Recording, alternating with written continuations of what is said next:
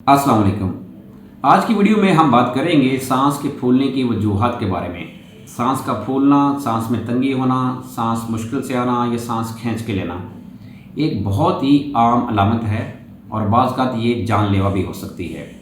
बज़ाते खुद तो सांस का फूलना कोई बीमारी नहीं है, लेकिन ये किसी भी बीमारी की निशानी या अलामत हो सकती है, जिसकी वजूहत के बारे में जानना इसलिए ज़रूरी है ताकि हमें इसके इलाज में आसानी मिल सके।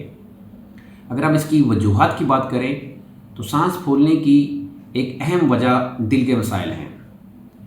जब किसी भी मसले की वजह से दिल के पट्टे कमज़ोर होते हैं तो जो उनके पंप करने की सलाहियत है वो मुतासर होती है, जिसकी वजह से फेफड़ों में पानी इकट्ठा हो सकता है और इससे मरीज़ को चलने फिरने से सांस ख़राब हो सकता है, लेटने से सांस ख़राब हो सकता है या घबराहट हो सकती है।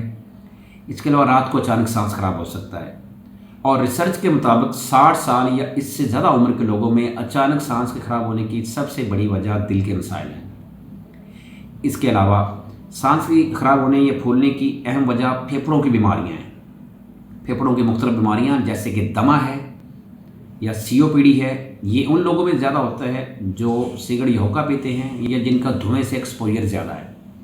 इसके अलावा नमोनिया में सांस ख़राब हो सकता है या पल्मोनरी एम्बोलिज्म में भी सांस ख़राब हो सकता है।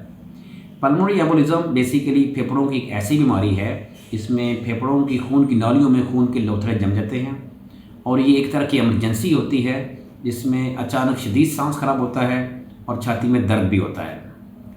इसके अलावा गुर्दों की ख़राबी की वजह से भी सांस ख़राब हो सकता है।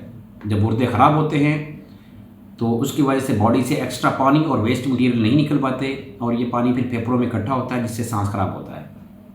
इसके अलावा सांस खराबी की एक बड़ी वजह खून की कमी है। जब बॉडी में हीमोग्लोबिन कम हो तो ऑक्सीजन जिस्म की खुलियों को प्रॉपर तरीके से नहीं पहुंच पाती, जिससे मरीज़ को चलने फिरने से सांस फूल सकता है, उसको थकन या कमज़ोरी का एहसास हो सकता है या उसको चक्कर आ सकते हैं। और खून की कमी ज़्यादा तौर पर ख़वातीन में पाई जाती है। इसके अलावा अगर वज़न ज़्यादा है यानी कि मोटापा है तो उससे भी सांस लेने में मुश्किल होती है, क्योंकि एक्स्ट्रा वज़न की वजह से फेफड़ों और डायफ्राम पे एक्स्ट्रा प्रेशर पड़ता है, जिसकी वजह से सांस लेने में तंगी होती है।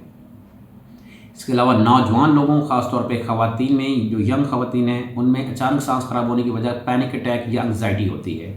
यानी कि ऐसी कोई परेशान कुन खबर सुनाई जाए तो उसके बाद तेज़ी से सांस लिया जाता है या सांस लेने में मुश्किल होती है। इसके अलावा और भी वजूहत होती हैं जैसे कि पट्टों की कमज़ोरी हैं।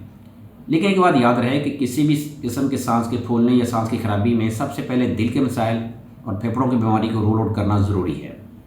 अब कुछ ऐसी अलामत हैं जो अगर किसी मरीज़ में हों तो फिर उसको फ़ौरी डॉक्टर से रब्ता करना चाहिए या इमरजेंसी से रब्ता करना चाहिए।